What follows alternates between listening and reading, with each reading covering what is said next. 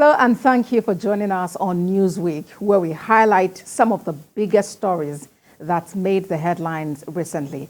I am Abosedi Adeniraduremi.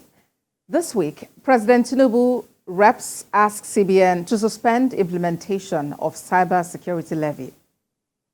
Also this week, court grants former Aviation Minister Hadi Sirika, his daughter and two others, 100 million naira bail each, restricts travel. Later on the show, Governor Fubara relocates Rivers House of Assembly to Government House amid state's worsening political crisis. All the details in a moment. Stay with us.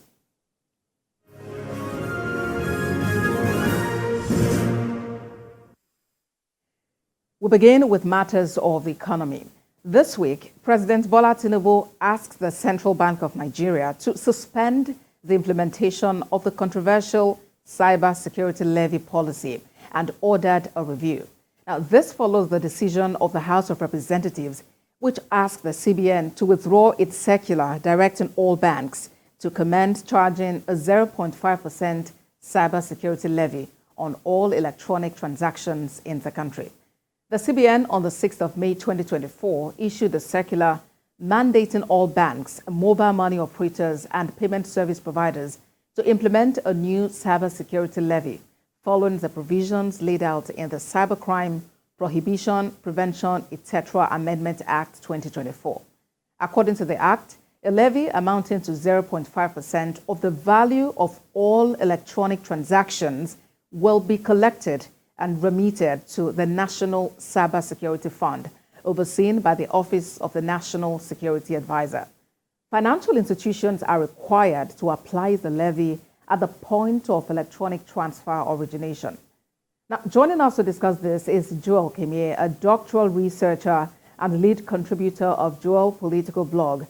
He's joining us via Zoom. And the Justice Ojeno, lead partner, Eco Solicitors and Advocates, joins us in the studio. Gentlemen, it's so good to have you join us on the show this week. And let's begin with you, Justice. Let's talk about the legal implications of President Tinubu's request to suspend the implementation of the cybersecurity levy. Okay, I think that the President has the power pursuant to Section 130 of our Constitution, him being the chief executive of every matter that touches on executive powers in this country. And of course, that includes directing the CBN to be able to stay back or withhold that step. The House of Reps doing it, for me, I think that it was a suggestion to the CBN, because we need to make it clear to the legislature that the only way they can control the executive is by making laws. And if they want to say they are ordering the House of Reps, they have to advise the House of Reps or appeal to they have to advise the CBN or appeal to the CBN for the CBN to do that.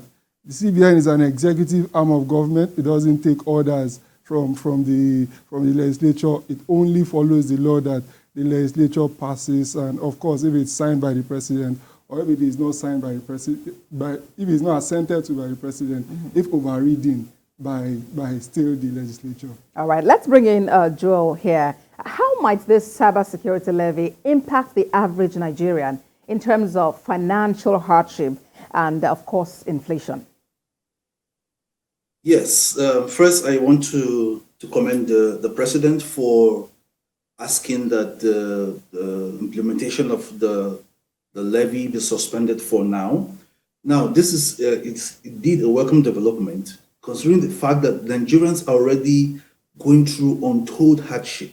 Okay, and it shouldn't just be suspended. I think for now it should just be, it shouldn't even be talked about for now.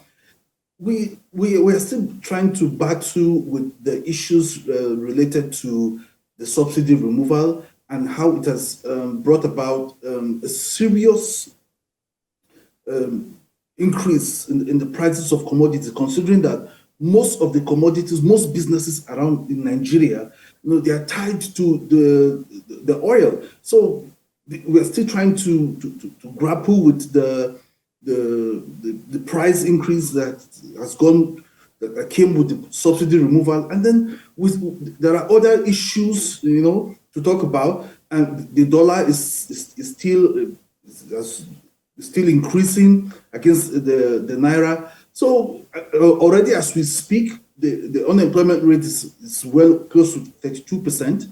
The inflation rate is around that size. So you can tell that the inflation rate right now is very, very high. So if we go ahead with the implementation of this levy, it will skyrocket the inflation level. That's just the truth. But now that the president has directed it's been suspended, Justice, could this suspension have any unforeseen consequences on the nation's cybersecurity infrastructure? Maybe let's just say foreseen, because definitely the law is very, very important. Cybersecurity is very, very important. And it's one of the spheres that a lot of people are not that conscious of at the moment, which is very, very dangerous. So I feel that as much as possible, all our internet infrastructure, all our cybersecurity infrastructure should be strengthened, including financially, because if a lot of these things are not financed, they're going to suffer, and we don't want to suffer a hack on a grand scale.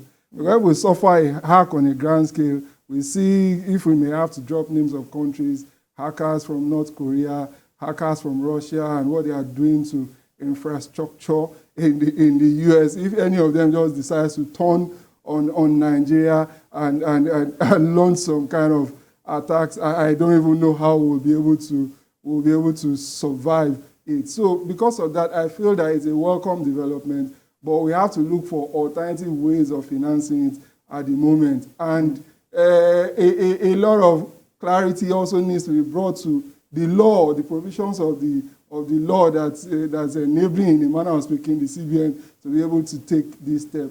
If the clarity is in place and the persons or institutions that ought to be taxed are taxed, if they have to be taxed, then it just has to be done in order for cybersecurity to be taken very, very seriously, and so that the entire nation doesn't suffer the consequence. But as much as possible, it should not be escalated to the average Nigerian.